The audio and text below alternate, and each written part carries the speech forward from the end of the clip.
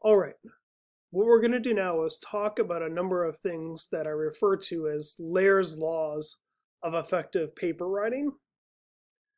And some of these laws refer to certain communication conventions that we have within our discipline.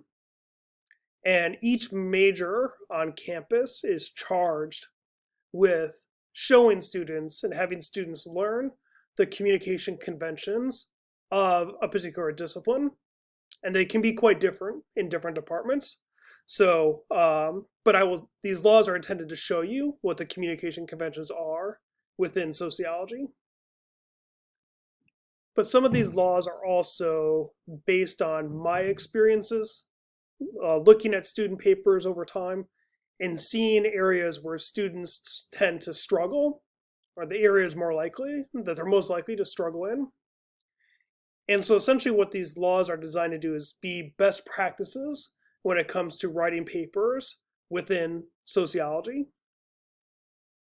And so the first law that I want to talk about is this idea of starting each section of your paper with your headline.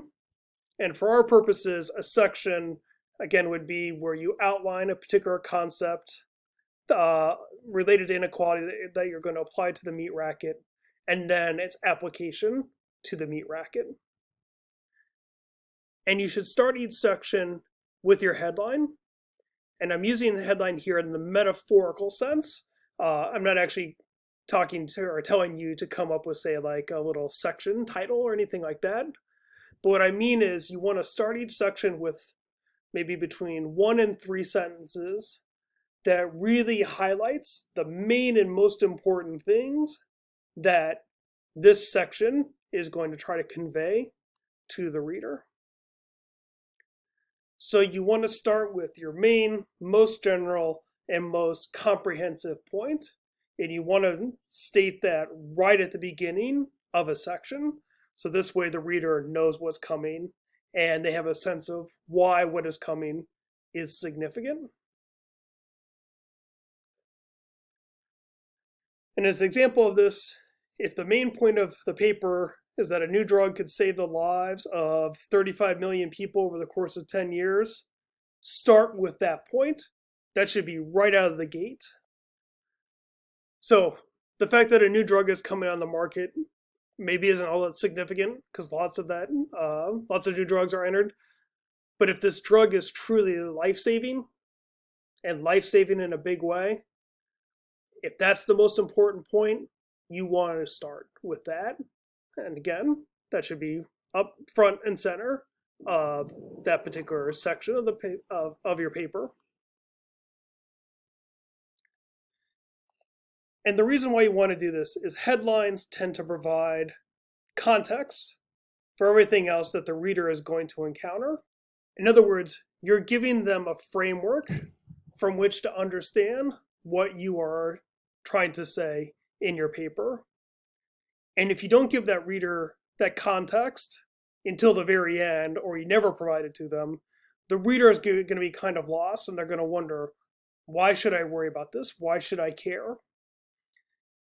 A good, effective headline lets the reader know what's going on and how and why they should care about something or about whatever it is that you are going to be writing about. So another way to put this is a really effective headline allows the reader to appreciate what you are saying.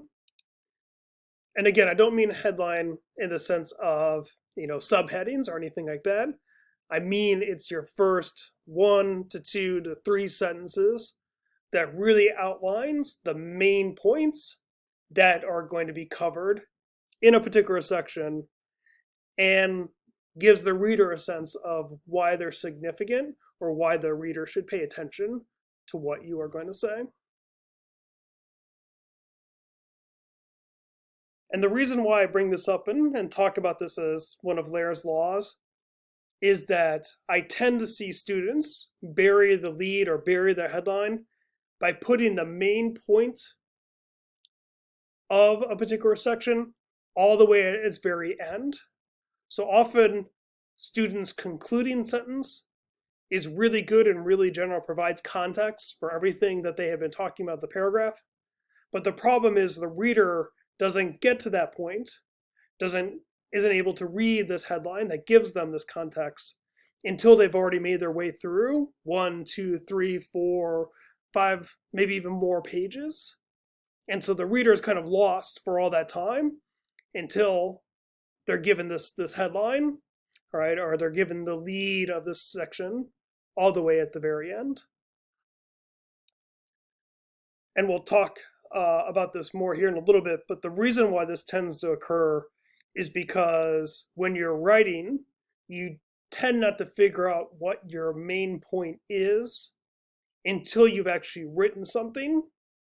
So when you get to the space where you are concluding your paragraph, you know what you've said, and you've kind of worked out your argument for why this is important or significant. And then the problem is not that you don't figure your headline out until essentially your conclusion. The problem is just leaving the headline where the conclusion is. And again, this is something we'll talk about more here in a little bit. But here are some examples of what I refer to as burying the lead, or again, leaving the most significant point till the very end. So chemical X was first used in food processing in 1993. Today, chemical X is used in 65% of all processed foods. And chemical X causes cancer in humans. All right. If I'm the reader and I'm going through this, I'm learning some facts about chemical X, but I don't really have any context to put them in. So they seem very trivial, and in the sense that it's information, but there's no context in which to put it in. So the question is, why would I care about this? Why is this important? And why is this significant? If you were to put the fact that this chemical causes cancer right at the beginning, then I know, okay, this is an important thing. And, so the fact that this is relatively new, and particularly the fact that it's used in a high percentage of processed foods today, takes on a whole new significance.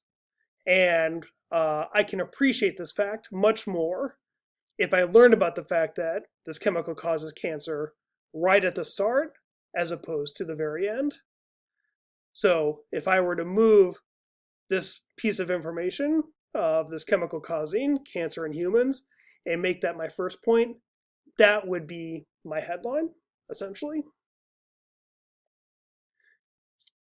This is often true not only for academic writing, but in other contexts too that can have potentially professional ramifications. So here's an example, say, and we could think of this as being someone's annual report to his or her boss. So I've been working at Acme Corp for 15 years. I've worked on 4 different projects, and I was the person who generated the most money for the company this year. Which of these is the most significant point? If nothing else, from your perspective as an employee, the answer is the third one. Third one tells your employer that you're a rock star. And if you're a rock star, you want to make that point first. And then this other stuff, right, can be understood in the context of the fact that you are a rock star. And again, for reasons we'll talk about here momentarily, people just have a tendency to make their main point all the way at the very end. But this, again, in the professional context, if this is your annual report, you are assuming that your boss would read all the way to the very end and then kind of go back and rethink about the things that are said before in order to appreciate your performance for a particular year. That's a lot to ask for the reader in this case. And so because of that, you want to make your main, most important point first, right out of the gate, so you're really setting the stage for everything else that's to come.